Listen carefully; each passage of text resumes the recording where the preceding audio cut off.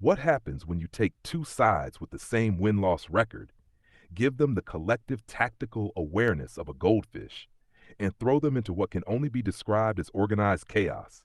Sharks versus Dolphins isn't just a game. It's National Geographic meets the Three Stooges, and someone forgot to feed the animals. At Shark Stadium, the crowd will be louder than a parent at Little League tryouts. Cronulla's faithful will cheer for a side that's been more up and down than a yo-yo in the hands of a hyperactive toddler. Currently 10th on the ladder, the Sharks have dropped 3 of their last 4 games like they're hot potatoes, or maybe just regular potatoes that they can't catch. The Dolphins, meanwhile, arrive with the confidence of someone who just discovered they can swim, sitting 7th with a plus 162 points differential, which sounds impressive until you realize they let in 162 points too. They've won 3 of their last 4. But here's the thing about Dolphins. They're smart, but they still can't use can openers. Both teams are 8 wins and 8 losses. That's perfectly balanced, like a drunk person on a tightrope. But on paper, they couldn't be more different.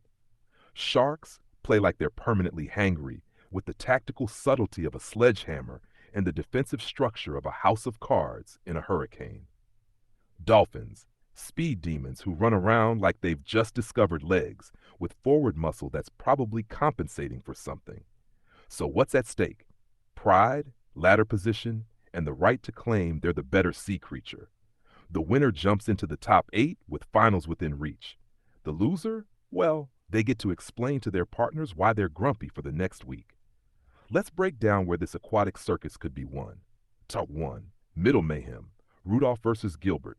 Toby Rudolph is Cronulla's emotional support human. When he's happy, everyone's happy. When he's sad, grown men cry. But Tom Gilbert? This guy hits harder than reality on a Monday morning. 2. Playmaking duel. Hines versus O'Sullivan. Nico Hines needs to rediscover his magic. And by magic, I mean basic ball handling skills. When he's on, Cronulla becomes electric. When he's off, they become, well, Cronulla. Meanwhile, Sean O'Sullivan has been quietly brilliant, like a ninja librarian with a PhD in chaos theory. Outside blitz. Katoa versus Azako.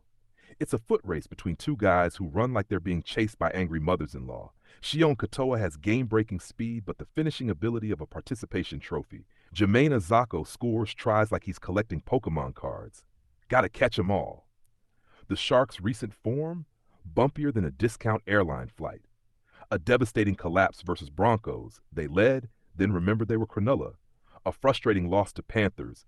Penrith played like they actually wanted to win. And an uninspired win against the Tigers. That's like saying water is wet. The Dolphins? They're in surge mode, which sounds like a washing machine setting. Clinical wins over Knights and Warriors. Both teams were probably thinking about their weekend plans. And a near-miss thriller against Storm that proved they belong somewhere Mignon. But here's the thing. Cronulla thrives when written off, like that friend who's surprisingly good at karaoke after 3 drinks. Coach Craig Fitzgibbon has challenged his squad to fight like hell, which is either motivational or a health and safety violation. Meanwhile, Wayne Bennett's Dolphins are riding high, but the pressure is shifting faster than a politician's promises. They're no longer underdogs, they're contenders. Can they handle the weight? About as well as a chocolate teapot handles hot water. Big changes could tilt the balance. Sharks welcome back Siosifa Talakai, a wrecking ball in the centers who runs like he's late for dinner. Dolphins might rest Hamiso Tabuaifido. If that happens, their backline loses more firepower than a water gun convention. Bench impact will be huge. Keep your eyes on Royce Hunt and Ray Stone. 2 men capable of flipping momentum faster than a pancake on Sunday morning, assuming they remember which end of the field they're supposed to run toward. We know what's on the line. If we're not switched on, they'll drown us, and we're literally called the Sharks. Nico Hines. Finals start now. No second chances, unlike my coaching record. Wayne Bennett, definitely not. Let those words sink in like a lead balloon. This isn't round 19. It's a playoff trial, and everyone's studying the wrong subject. Expect a seesaw battle, and by seesaw, I mean the kind where both kids are crying and nobody knows why. Sharks will come out firing like they've just discovered coffee, desperate to silence critics who've been louder than a construction site at 6 a.m. Hines could unleash a first-half masterclass, but let's be honest, that's like expecting your GPS to work in a tunnel. The Dolphins, led by Jesse Bromwich, who looks like he could bench press a small car, will muscle their way back into contention. Key moment, 68th minute.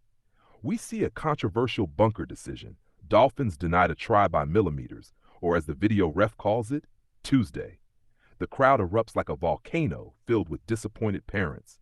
Cronulla rides the chaos and scores down the other end, because rugby league makes about as much sense as pineapple on pizza.